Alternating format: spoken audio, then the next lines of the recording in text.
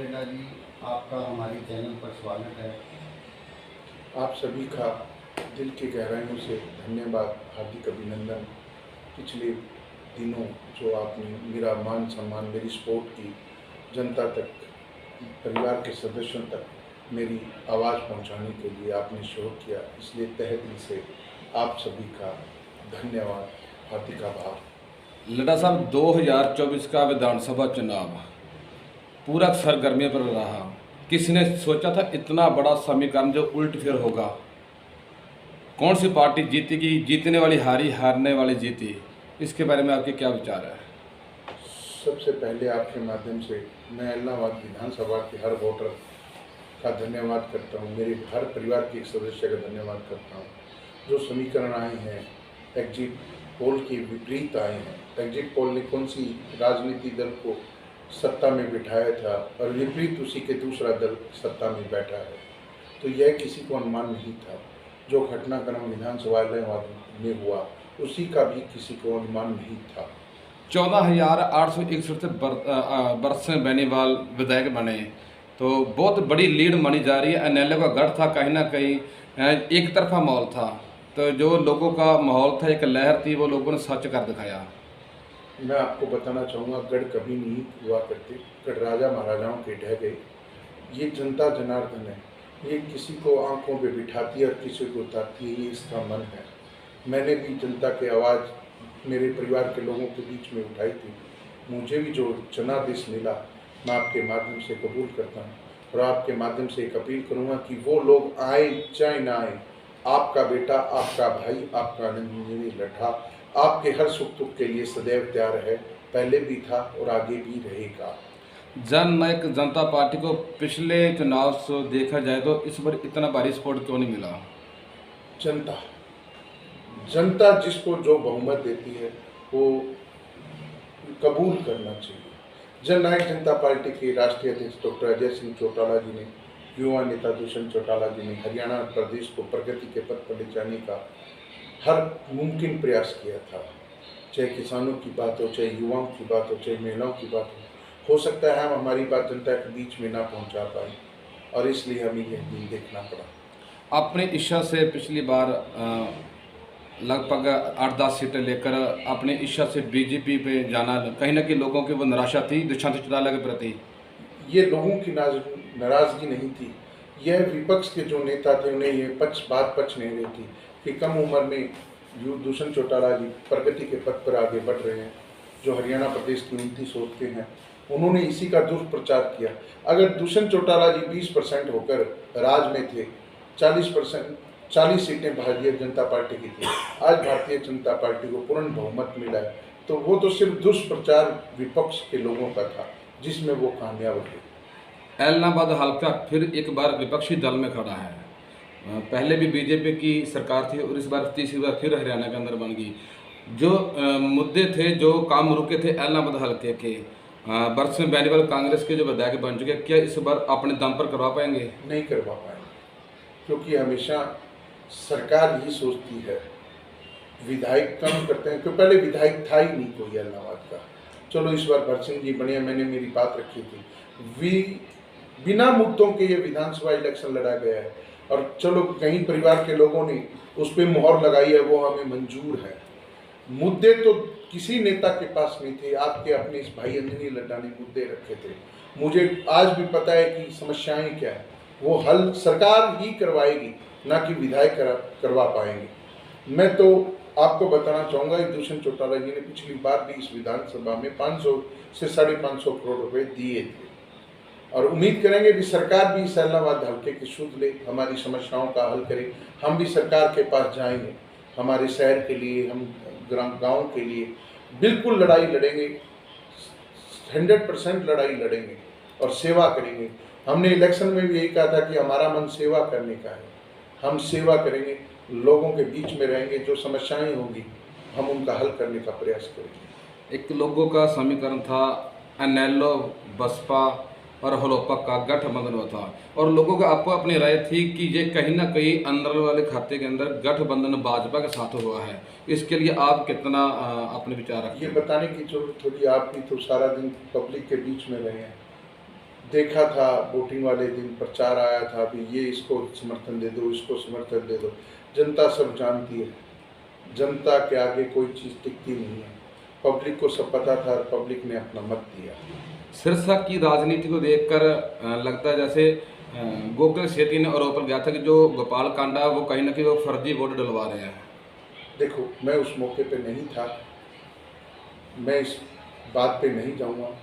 अगर डलवाए हैं तो गलत डलवाए हैं, नहीं डलवाए तो बात ठीक है। क्यों मैं मौके पे होता, मैं उस बात को स्पष्टीकरण दे पाता कि मैं वहां था। बाकी सिरसा आज बिना सरकार के है। नहीं सर जी, वो गोपाल कांडा जी ये कह रहे हैं कि जीती हुई मेरी है, पट भी मेरी है, इसके बारे में क्या है? बड़े लोग हैं, बड़े लोगों की अटपट सभी होती है, अंदर सब एक हैं, बाहर कार्यकर्ता लड़ते रहते हैं। मेरे जैसे ज़मीनी स्तर पे जो कार्यकर्ता हैं वो हमेशा लड़ाई लड़ते हैं। जनता को ये सोचना पड़ेगा, परिवार के लोगों को सोचना पड़ेगा कि आपकी आवाज़ कौन उठा सकता है। कोई नहीं आएगा।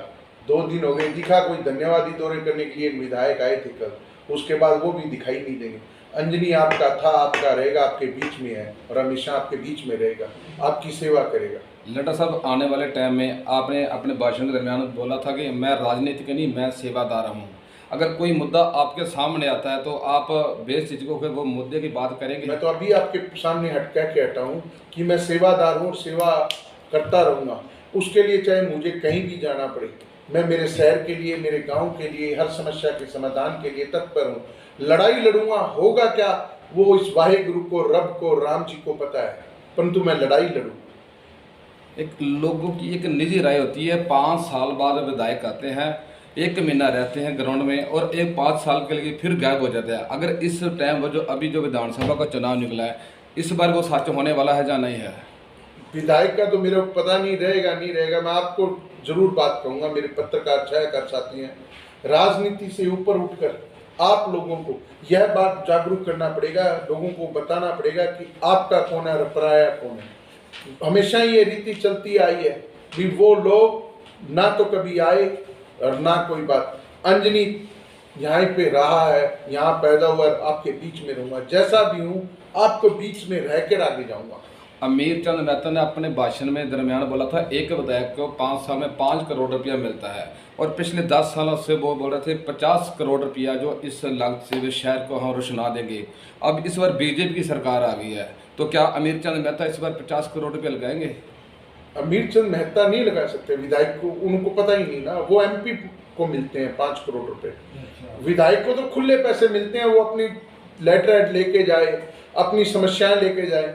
मैंने मेरे भाषण में कहा था कि विधानसभा के पोर्टल पे आवाज उठानी पड़ती है, मंत्री के पास जाना पड़ता है, मुख्यमंत्री के पास जाना पड़ता है, उस विभाग के जो उच्च अधिकारी हैं उनके पास जाना पड़ता है। सरकार पैसे देती है, दुष्यंत चौटाला जी ने दिए थे पैसे, हम लेके आए हैं तो हमें पता है पैसे देने वालों की कमी नहीं है। अगर नीति सरकार की ठीक हो, कोई व्यक्ति सरकार के पास जेन्युइन चीज लेके जाता है। अभी हमारी ये समस्याएं होती हैं।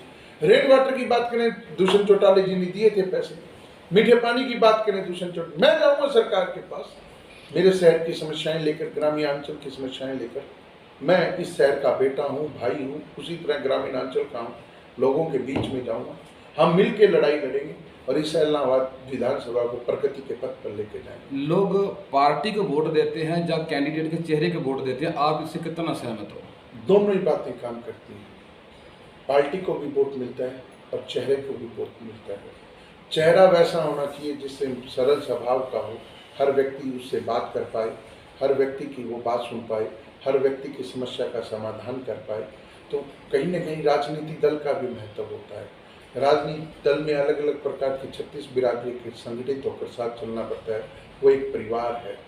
तो दोनों चीज़ों का महत्व होता है। जितनी बड़ी लहर थी कांग्रेस की इस बार हरियाणा के अंदर, वो लहर कहीं ना कहीं कमी दिखी, जिसके चलते बीजेपी सरकार ने एक बार फिर अपने हरियाणा के अंदर सरकार बनाई। लहर तो दिखी जरूर थी, पर वो वोटों में कन्वर्ट नहीं हो पाई। कुछ सीटों पे ही वो कन्वर्ट हो पाई। कुछ कहते हैं खिलाफ के वोट थे, कुछ पक्ष के वोट थे।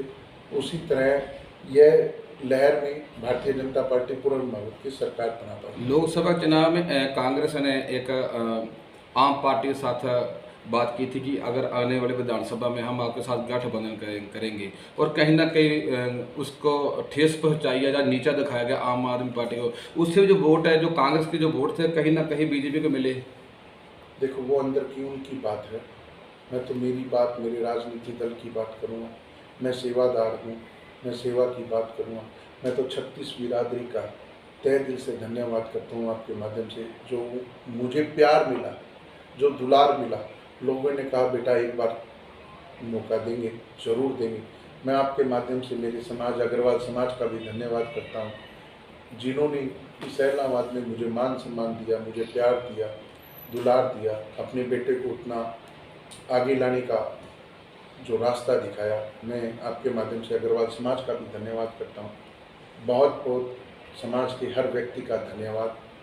बाकी आपके माध्यम से इतना ही कहना चाहूँगा कि मैं सेवादार हूँ, सेवादार रहूँगा। मैं आपके बीच में हूँ, कोई भी समस्या हो किसी प्रकार की, वो हल करेंगे। इलाहाबाद वासियों ने आपको काफ़ी प्यार मिला, तो आप क्या संदेश देना चाहोगे? मैं सबका आपके चैनल के माध्यम से, आपके माध्यम से धन्यवाद करना चाहूँगा। अगर आने वाले टाइम में आपकी ज़रूरत पड़ती है किसी भी आम इंसान को, तो आप बिल्कुल उनके साथ तैयार रहोगे? 24 घंटे तैयार होंगे। एक ही नंबर है, वही परमानेंट 15 साल से नंबर है मेरा एक ही ठिकाना है। अंजनी नॉर्मल इंसान है, व्यक्तित्व जीने का पसंद करता हूँ, सदैव उनके बीच में रहूँगा। कोई भी समस्या आएगी, वो अपने इस बेटे को और भाई को याद कर सकते हैं। मान सम्मान वाली गलती हो सकता है। ठीक है लटा साहब, आपका बहुत बहुत धन्यवाद। आपने आपसे बातचीत के बारे में अपने विचार हमारे सामने रखे, और हम आपके चैनल के जरिए आपका बहुत बहुत धन्यवाद करते हैं। मैं आपका भी धन्यवाद करता हूँ, जिन्होंने पत्रकार, छायाकार साथियों ने इलेक्शन के दौरान, इलेक्शन से पहले, इलेक्शन के बाद मेरे अपने भाई का हमेशा लाड किया है, प्यार किया है। मेरी बात मेरे परिवार के लोगों तक पहुँचाने का मैं आपसे एक निवेदन और करूँगा कि जो सच्चाई है उससे अवगत जरूर करना। यह आप एक स्तंभ हैं, इस स्तंभ को कायम रहना चाहिए, सच्चाई अवगत होनी चाहिए, लोगों को पता होना चाहिए कौन सच्चा है कौन झूठा है। लोगों को सच दिखाना पड़ता है। एक बात है लटा साहब, ज़्यादा छोटी सी बात करें, ज़्यादा लंबी नहीं खींचेंगे। ये लोगों की एक निजी राय, हमारी समाज का एक अभिशाप है। लोगों को सच दिखाने के लिए मरना पड़ता है।